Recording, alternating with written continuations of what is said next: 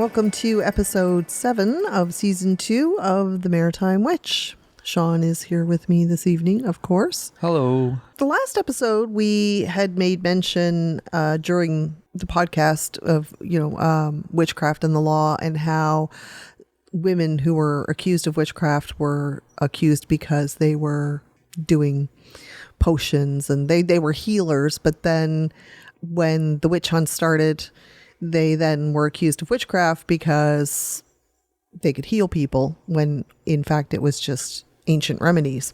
And because we made mention of these ancient ways and remedies, we thought, well, that might be a worthy content subject. So here we are.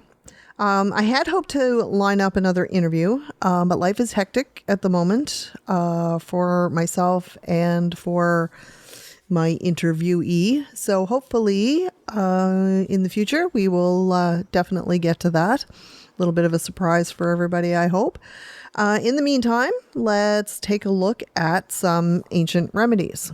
Now, I know that also in a previous episode, we had talked about when you're shopping and you're looking for witchy items and everything, that if you're in antique stores, actually finding a receipt book, something that was labeled as a receipt book, was actually a book of old recipes and ancient ways. And even antique recipe books are something that would contain remedies as well. I have yet to find either of those on my antiquing travels. So I keep looking. And hey, if anybody finds anything like that, send us some pictures at themaritimewitch@gmail.com. I seen you looking today, actually. I was looking through a lot of things in the thrift store today, but either one is a great find, but like I said, I haven't managed to come across it yet. So before we dive into some ancient remedies, let me just say that none of this replaces the advice of a doctor. If you are sick and what works for some people may not work for you, never use this as a replacement to seek medical advice if you need to do so. So I'm just putting that little disclaimer out there that don't take anything that I say in this podcast as, oh, this is going to heal you. Because again, if you're sick, medical advice is definitely important. This is purely a guide and for entertainment only. And the other thing too is, by no means should you use anything to replace what has been prescribed to you by your doctor.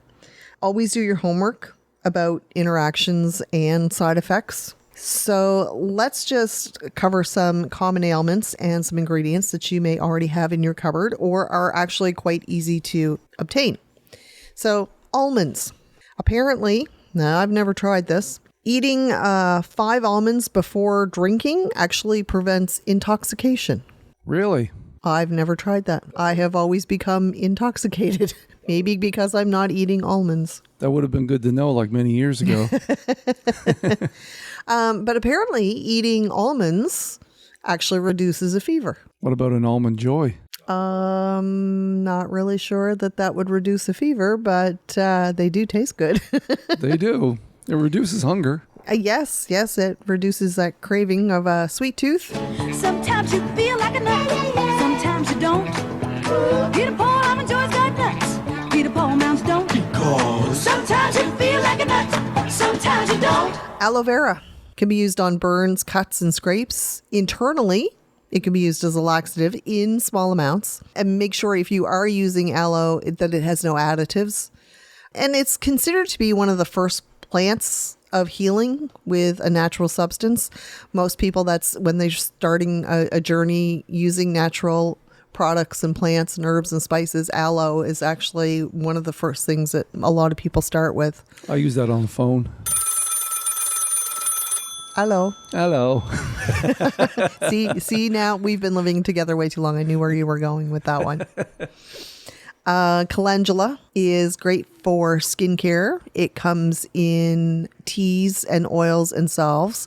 It is a very pretty flower, and we know actually firsthand how well calendula works. That and another natural remedy, which is used for stress and anxiety and calming rescue remedy, you can actually buy at your local vets. And we actually used calendula for one of our kitties. And it works amazing. It really does. Don't even remember that. Yeah. So that's because I was probably the one that was tending, Yeah, and that's a big word. playing nursemaid. Calendula? Calendula. It sounds like an ancient scholar or something. Oh, well, it's an ancient remedy. Isn't that Caligula? Yes, that's Caligula. No, he wasn't a scholar. I don't think he was a very good guy. No? No. Seems to me that he was not so nice. Another herb that you might have in your spice cupboard, and a lot of people do grow, I tried to plant some this year and I was unsuccessful because I don't have a green thumb, is thyme. Thyme is good for coughing fits. You can steep the dried thyme leaves and make a tea out of it. And you can also add it with like honey and lemon, kind of to make like an herbal cough syrup.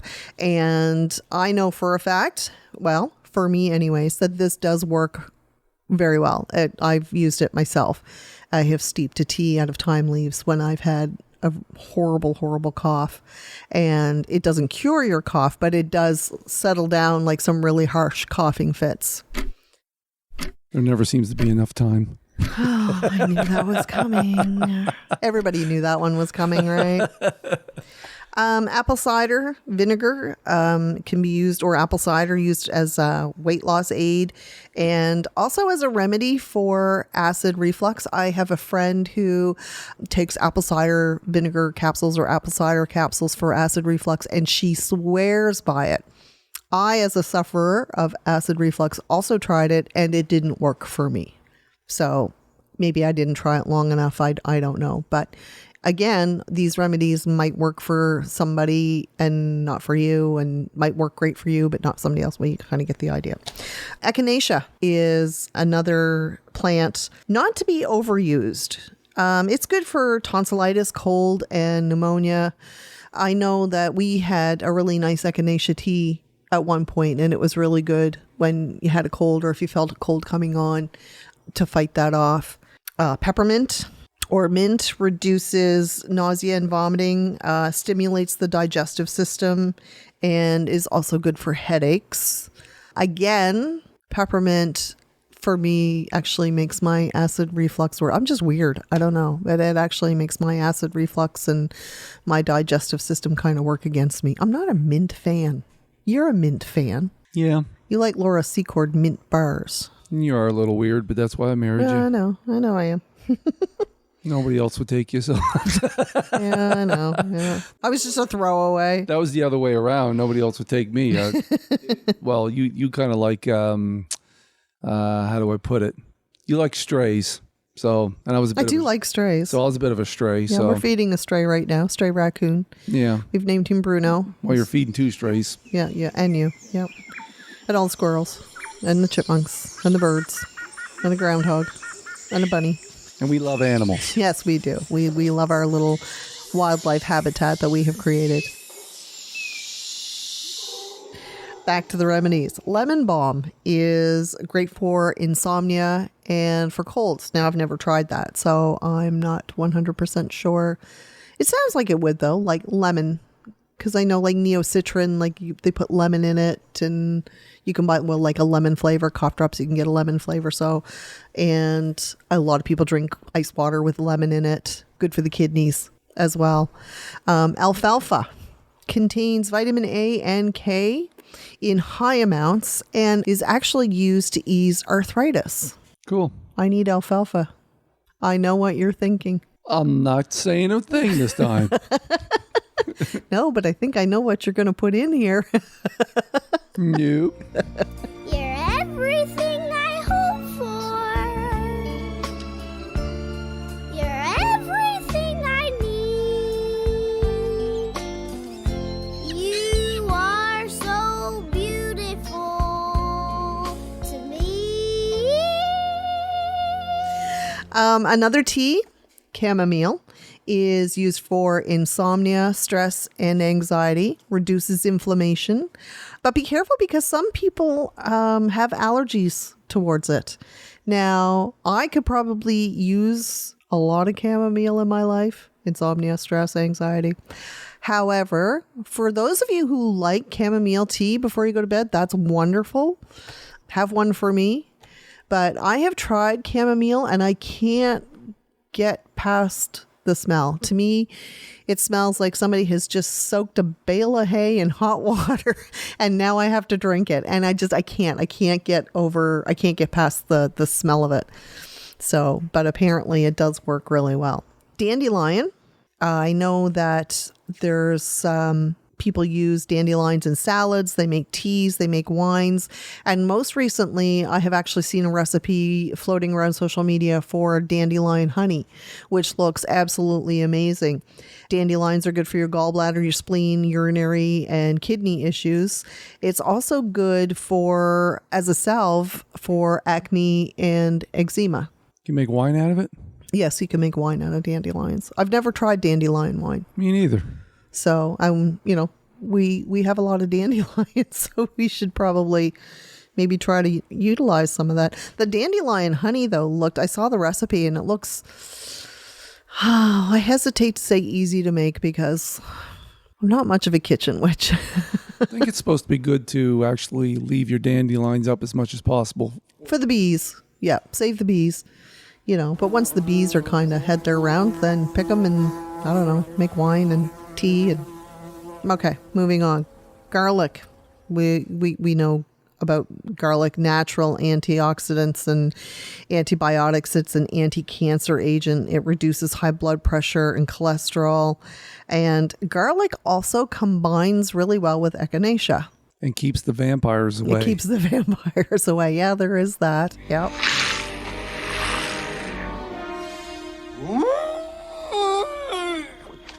Garlic.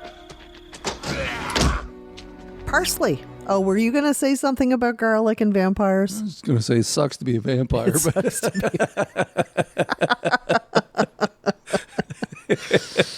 Oh, I'm sure going to put something in there too. Probably. Probably.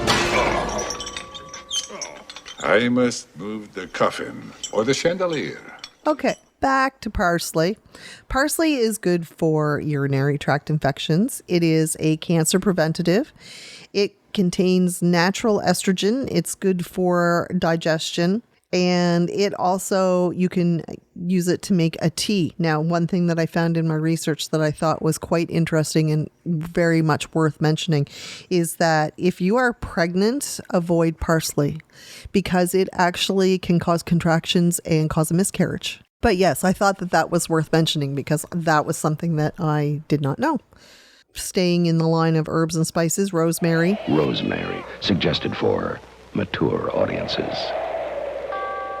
Is used for digestion, tension, headaches. It can also lower your blood pressure. Now, the one thing that I thought was interesting about rosemary is that it is known as the murderer of cancer cells.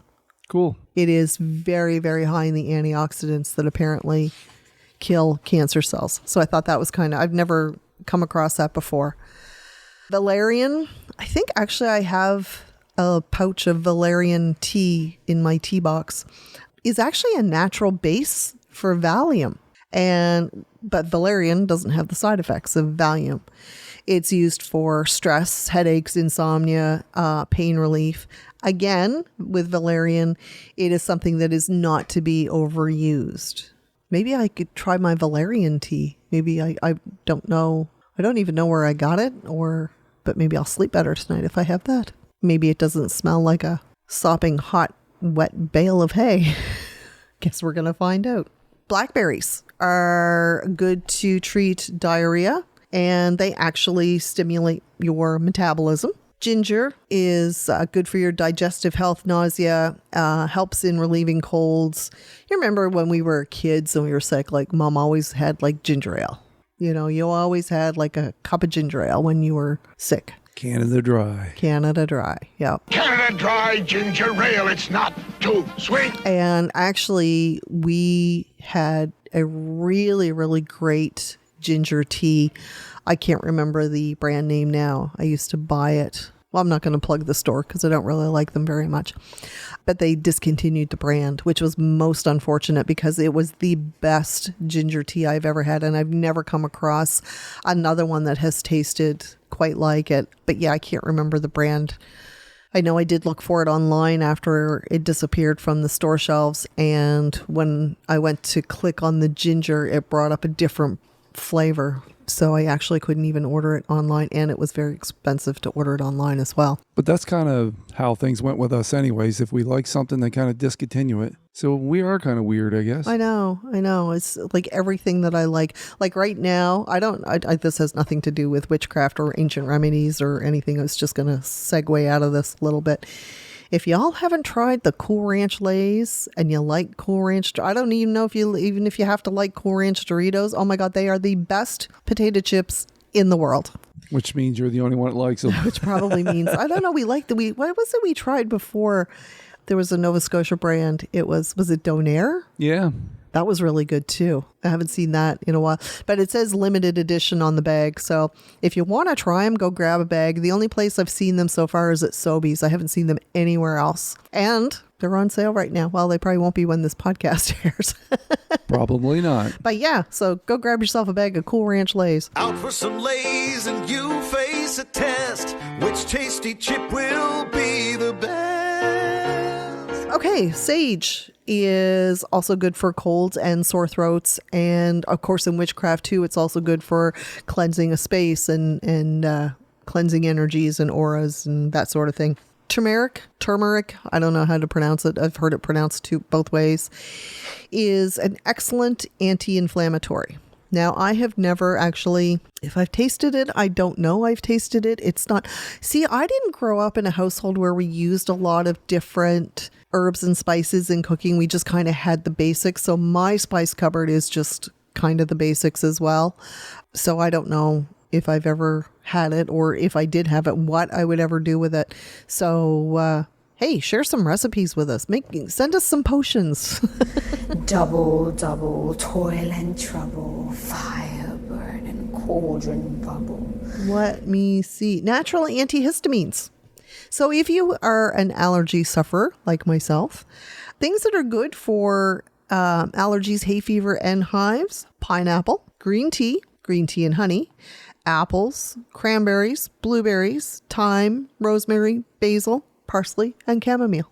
If you got crap in the back of your throat, pineapple's really good for vocalists. Yes, it is. Yep. Yeah, but they are natural antihistamines, which I thought was really interesting. So when the goldenrod or the ragweed, whatever it is that hates me in August, rears its ugly head, I'm going to go buy myself a pineapple. James Bond is fighting allergies in goldenrod. Strawberries and blueberries, again, jam-packed full of antioxidants and cancer-fighting agents, and they taste yummy if you're not allergic to them. Strawberries. I can eat blueberries. So I've covered like just a few of the basics, and I mean, this is a subject that if you are interested in, once you start, it's an interesting subject: natural remedies and different herbs, spices, fruits, vegetables, grasses, wheats, alfalfas, whatever. Once you start, it's you start small, and then you just want to continue learning more and more. And a lot of the medicines today that we use obviously have been derived from a lot of these herbs and plants as well. That's where their base is, like the valerian being like the root of Valium. But they've been synthesized. And of course, we all know that the health care system and the healing is a very big corporate moneymaker. And I think too, people are trying to lean more towards natural remedies and trying to stay away from a lot of the medications. So many medications now. I know they have to do this as a disclaimer as well, but the side effects. I mean, we watch a lot of TV and the commercials that are on American television for different drugs or medications for different things. Like the list of side effects is just on and blah, blah, blah, blah, blah, and death. Yeah, it's like a toe fungus treatment stuff. And right at the end, it may cause death. May cause death. Get rid of your toe fungus, but you might die doing it. Some people have had changes in behavior, such as hostility, depressed mood, and homicidal thoughts and actions. If you notice changes in behavior, such as a powerful, overwhelming desire to kill the person you love most, call your doctor right away. The other thing, too, with any of these ingredients is, I know that I had said, like, don't overuse for some of them. It didn't actually go into detail as to why, but I can only imagine that it's like anything that you overindulge in or overuse. Eventually it could cause maybe bigger problems or side effects, or eventually just doesn't work in your system as well as it should. I'm kind of actually getting ahead of myself. All right, so we're going to back up a little bit here. Your ailments that you're trying to treat, if you have insomnia and you want to find a natural remedy, don't use every ingredient that you can get your hands on. Less is better. So don't drink like chamomile and then drink valerian and then eat blackberries or whatever. Like, just keep it simple. You don't want to, again, do that, less is more kind of thing. Our planet is very good at giving us what we need to heal ourselves and to sustain us. And I mean, we all know what's good for us and we all know what isn't good for us. The bad stuff just tastes really good.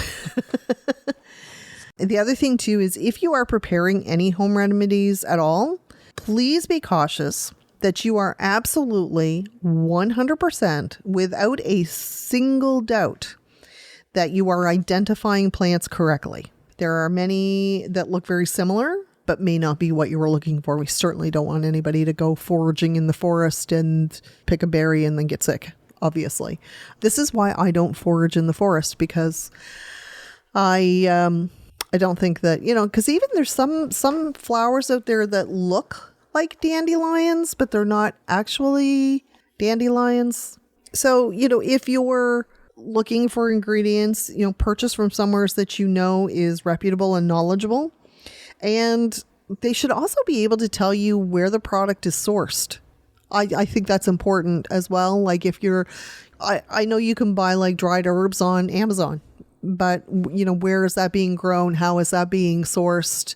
I'm not saying that you have to buy organic. I'm certainly not saying that. It's whatever anybody can afford. But, make sure that you're buying from somewhere that is reputable. I know a lot of garden centers.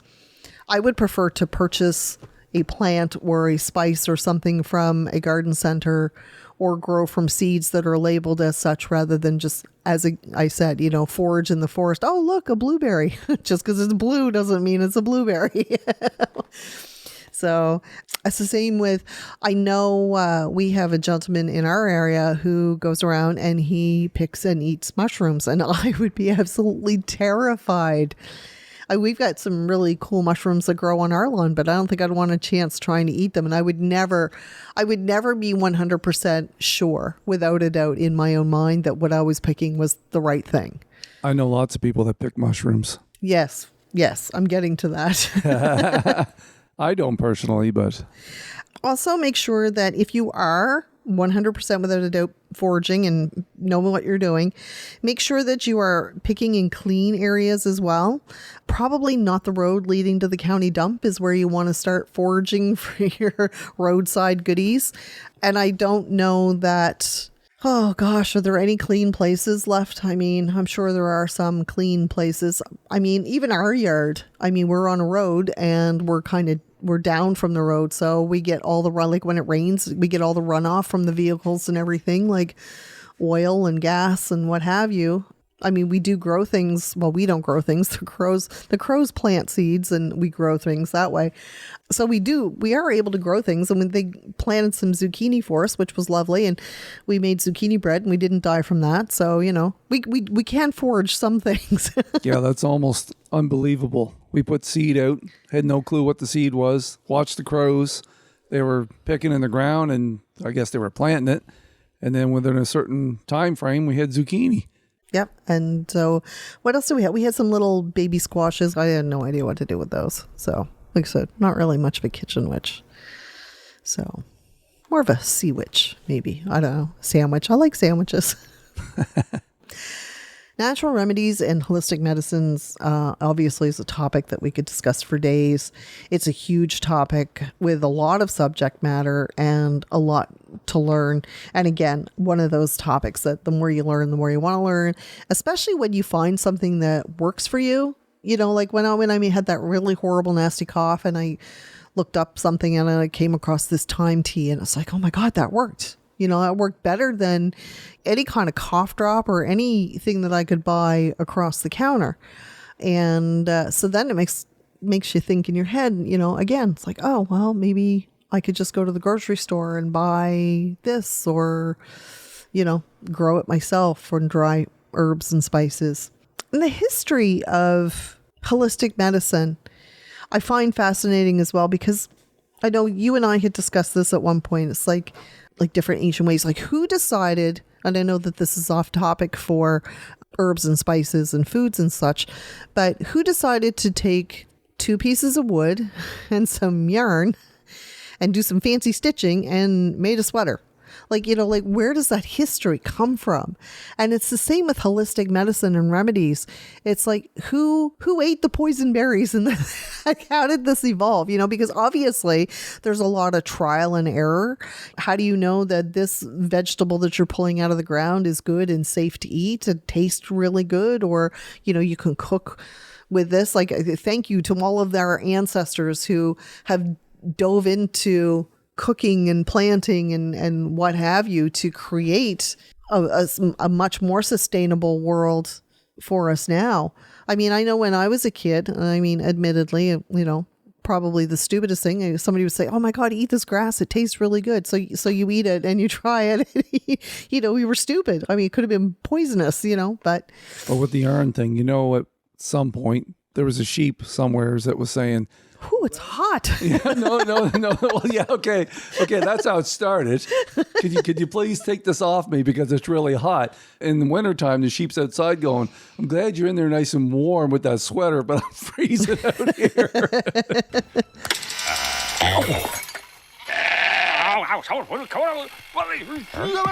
But yeah, they discovered like which plants were good for us and for what ailment even. You know, like how do you decide that valerian is good for insomnia? Like it just fascinates me, like to dive more into the history of how this even evolved, because getting back to your mushrooms, there are some things that you do pick and ingest that are poisonous or psychedelic.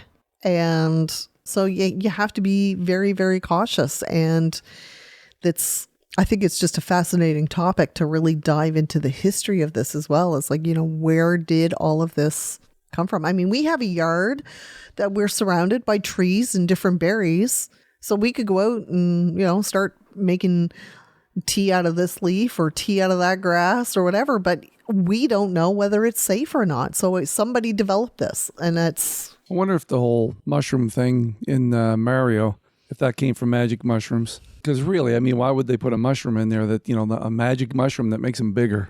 So somebody was, you know, inspired. I guess so. Yeah. Here we go. Yahoo! And then also going back to the overuse, I think, you know, again, what's good for one thing isn't necessarily good for another. And some things can do more harm than good and become ineffective. Oh, no. As we know with drugs, alcohol, and food, overindulgence is never a good thing. And it's the same even with holistic medicines. I'm not preaching here, people. I'm really not. Trust me. I have done my fair share of alcohol in the day and have overused. And I do love me a good cookie. So yeah, you're drinking. I'm the side effect. Well, yeah, when you kind of put it that way. And then you also don't want it to become like medication as well, where you have to, if you have an ailment, you have to keep ingesting more to make it better. It's the same with medication. You don't want, even just something as simple as Tylenol, you know, you don't want it to become meal replacement. I have a chronic illness, and my doctor over the years with medications has been the answer, which is not the answer, is like, oh, well, just take more medication, And that's not the answer, because obviously there's a reason why my medication is no longer being effective for me, whether it's because I have too much in my system or I have just kind of leveled out at that. And I do have I have a couple of friends who also suffer from a chronic illness that have been prescribed medications. And one of them is taking like 18 of these pills a day. And I mean, it's, again, it just kind of becomes a meal at that point, which I don't think is healthy in the very least. And then the side effects too from all of that as well. Any chance of them listening to this podcast? Maybe. Okay. But I'm just saying, like, I mean, and I'm sure there's people out there listening to the podcast who are, in that same boat. I myself I'm in that boat. I started at a dose with the medication I'm taking now with 1, and then it went to 2, and then it went to 3, and then I was like up to 4. And I don't take that many because I don't feel like it's a safe thing for me to do. And I think that if it's lost its effectiveness at 1 and then at 2, and then at 3, is it then going to become ineffective again at 4? And then is it just going to be, well, take 6? I'm not okay with that for myself. So I have to advocate for myself. So usually what I do then is I just stop and I push through, and then I go back to my 1 a day or my 2 a day and go from there. But everybody's different, and some people have to do it. Absolutely. Absolutely. And like I said, people are moving more towards natural ways. But please be aware also of your medical conditions and your allergies. What is useful to treat one ailment may actually aggravate another one. And we certainly don't want anybody to do that. It's important to do your research. And also natural remedies can also be, you have to be careful of medications that you were taking, because even some natural remedies can interact with your medications. I have high blood pressure, so I can't eat grapefruit. Now, the reason why, which oddly enough is kind of funny, is I was diagnosed with high blood pressure at the age of 40. I can tell you how old I am now. It's irrelevant to the podcast. But I was assigned a blood pressure medication, and I was told, don't eat grapefruit. Well, it's not that the medication itself interacts with the grapefruit. It's just that grapefruit actually naturally lowers your blood pressure. So here I'm on this medication. So if I eat grapefruit, which I absolutely love, lowers it even more, then I tank. And to me, now I've been on blood pressure medication for a while now, it just kind of makes sense to me that it would have been like, well, why don't you just eat more grapefruit instead of, oh, well, here's a pill. Try the grapefruit thing first. But now I've been on it for so long that I don't want to just take myself off the medication and try the grapefruit as a route, because 1, without the medication, I don't want my blood pressure to go through the roof, or, don't want to just stop my medication cold turkey, obviously. So again, if you're going to be doing natural remedies, do it under the advice of a physician if you want to scale back on medications that you are taking for a more natural approach.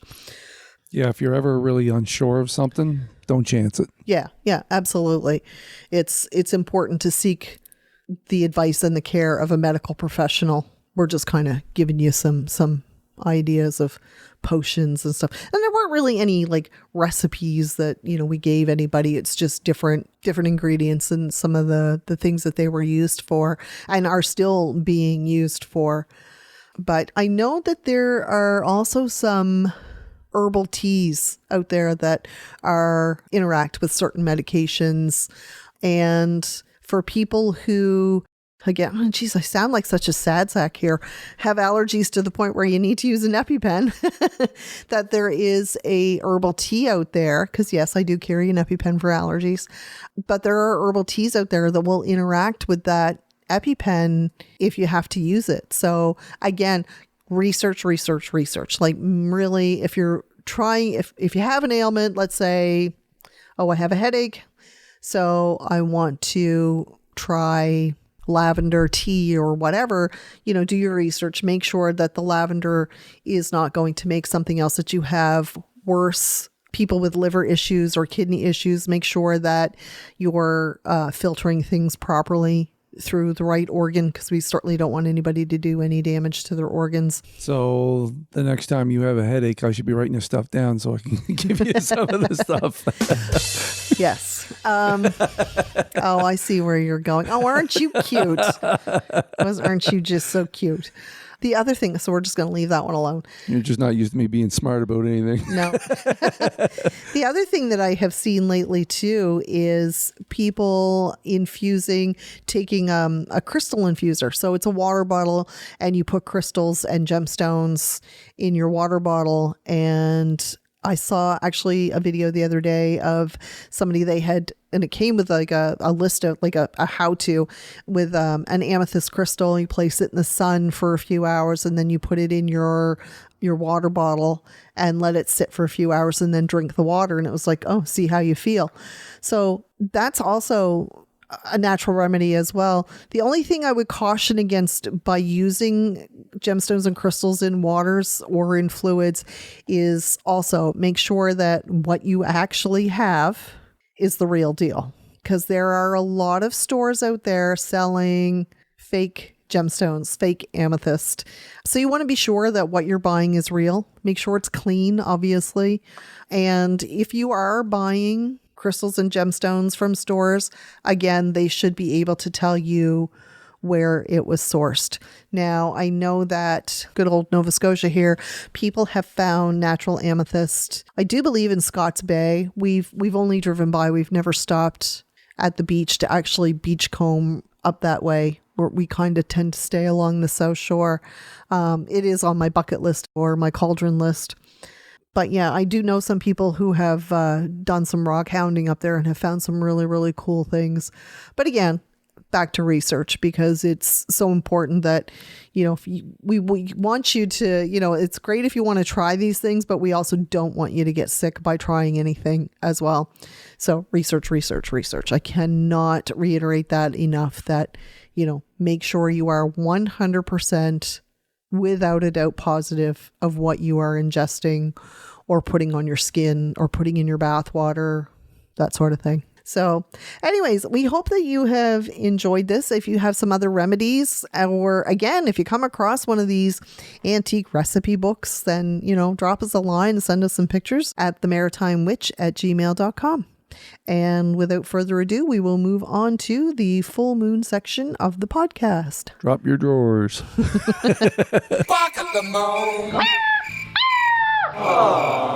So the full moon for July is the buck moon. It will be on July 21st. It is also known as the full hay moon, the thunder moon, the oak moon, and the blessing moon. You say buck? Buck. As in buck naked? As in signifies the new antlers on the deer. Buck at this time. This is when the little deer grow into big deer. Yeah, I was just thinking full moon. I know what you were thinking. I know what you were thinking. Yeah, so it's also called the full hay moon because this is what is considered high summer, and it is a time to cut and store hay, as well as, the fuzzy antlers growing. It's a time to focus on what you need to get through the winter months.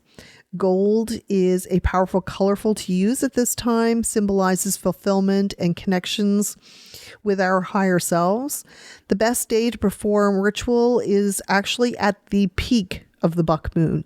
And you should be using this time to focus on leadership, long-term goals, green witchcraft, and divination.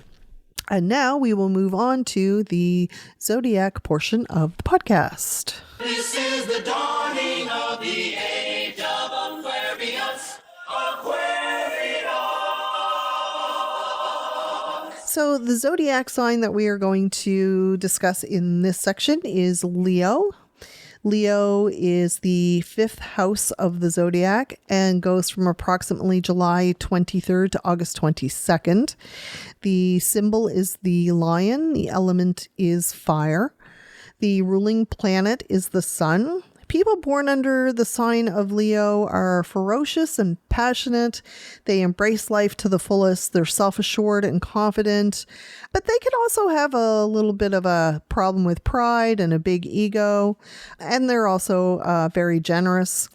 Colors for Leo are gold, red, and orange. Your lucky day is Sunday. Your flower is sunflower. Your metal is gold. Stone is ruby. And your lucky numbers are 1, 4, and 8. And now we will move on to the shout out section of the podcast.